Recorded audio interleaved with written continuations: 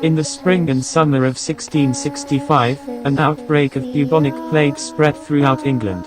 Bubonic plague was known as the Black Death and had been known in England for centuries. It was a ghastly disease. The victim's skin turned black in patches and inflamed glands or buboes in the groin, combined with compulsive vomiting, swollen tongue and splitting headaches made it a horrible, agonizing killer. The plague started in the East, possibly China, and quickly spread through Europe. Whole communities were wiped out and corpses littered the streets as there was no one left to bury them. Incubation took a mere 4 to 6 days, and when the plague appeared in a household, the house was sealed, thus condemning the whole family to death. These houses were distinguished by a painted red cross on the door and the words, "Lord have mercy on us." A song about the plague is still sung by children. Ring a Ring of Roses describes in great detail the symptoms of the plague and ends with "all fall dead." The last word, "dead," is omitted today.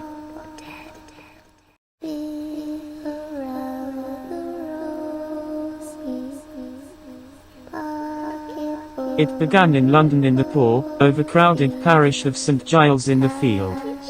It started slowly at first, but by May of 1665, 43 had died.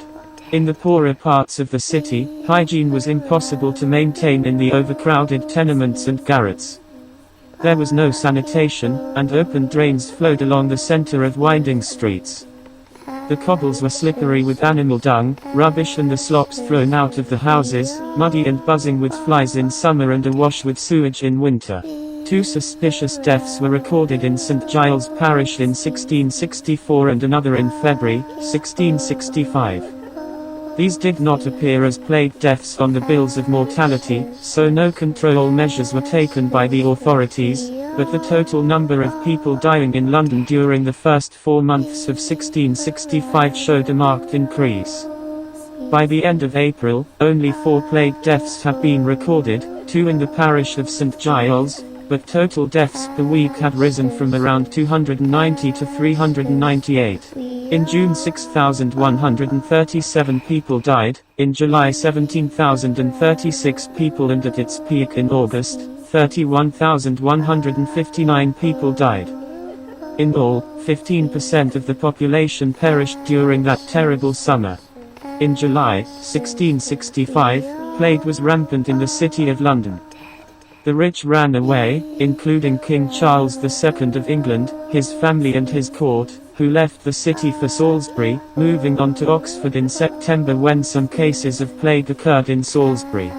As the plague raged throughout the summer, only a small number of clergymen, physicians and apothecaries remained to cope with an increasingly large number of victims.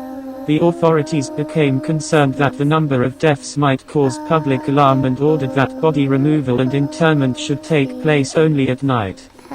As time went on, there were too many victims, and too few drivers, to remove the bodies, which began to be stacked up against the walls of houses.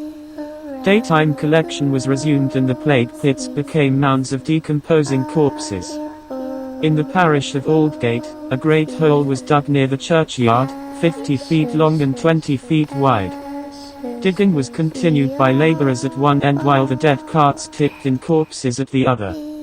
When there was no room for further extension, it was dug deeper until groundwater was reached at 20 feet. When finally covered with earth, it housed 1,114 corpses.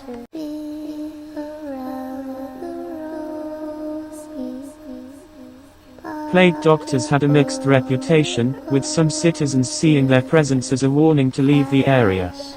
Some plague doctors were said to charge patients and their families additional fees for special treatments or false cures. In many cases, these doctors were not experienced physicians or surgeons, instead, being volunteers, second-rate doctors, or young doctors just starting a career. In one case, a plague doctor was a fruit salesman before his employment as a physician. Plague doctors rarely cured patients, instead serving to record death tolls and the number of infected people for demographic purposes. Plague doctors practiced bloodletting and other remedies such as putting frogs or leeches on the buboes to rebalance the humors. Some plague doctors wore a special costume consisting of an ankle-length overcoat and a bird-like beak mask, often filled with sweet or strong-smelling substances, commonly lavender, along with gloves, boots, a white-brimmed hat, and an outer over-clothing garment. However, the costume was not worn by all medieval and early modern physicians studying and treating plague patients. The typical mask had glass openings for the eyes and a curved beak shaped like a bird's beak with straps that held the beak in front of the doctor's nose. The mask had 2 small nose holes and was a type of respirator which contained aromatic items. The beak could hold dried flowers, including roses and carnations, herbs, including lavender and peppermint, camphor, or a vinegar sponge, as well as juniper berry, ambergris, cloves, labdanum, myrrh, and storax.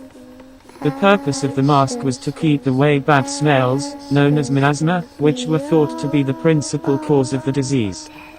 Doctors believed the herbs would counter the evil smells of the plague and prevent them from becoming infected.